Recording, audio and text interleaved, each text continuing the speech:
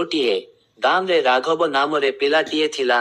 ତାକୁ କେହି କେହି ଆଘବ ବୋଲି ମଧ୍ୟ ଖୁସିରେ ଡାକନ୍ତି। ସେ ଭାରି ଦୁଷ୍ଟ ଏବଂ ବୁଦ୍ଧିମାନ ପିଲା। ସେ ପଞ୍ଚମ ଶ୍ରେଣୀରେ ପଢ଼େ। ପ୍ରତିଦିନ ଗାଁ ସ୍କୁଲକୁ ପଢ଼ିବାକୁ ଯାଏ।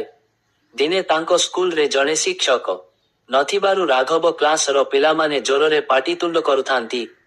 ତେଣୁ ଆଉ ଜଣେ ଶିକ୍ଷକ ଆସି ପିଲାଙ୍କୁ ଶୃଙ୍ଖଳାରେ ବସିବା ପାଇଁ ଏକ କାମ ଦେଲେ। କାମଟି ହେଲା, ପିଲାମାନେ ଏକ ଷ୍ଟେସନରେ ଟ୍ରେନଟିଏ ଥିବାର ଚିତ୍ର ଅଙ୍କନ କର। ମୁଁ ଆସିଲେ ଦେଖିବି ଏବଂ ମାର୍କ ଦେବି। ଏମିତି କହି ଶିକ୍ଷକ ଅନ୍ୟ କ୍ଲାସକୁ ଚାଲିଗଲେ। ପିଲାମାନେ ନିଜ କାମରେ ଲାଗିଗଲେ। ରାଘବକୁ ଭଲ ଚିତ୍ର ଆସେନି। ବିଚରା, କ'ଣ କରିବା? ସେ ଷ୍ଟେସନ ଚିତ୍ରଟି କରୁ କରୁ ସମୟ ବିତିଗଲା।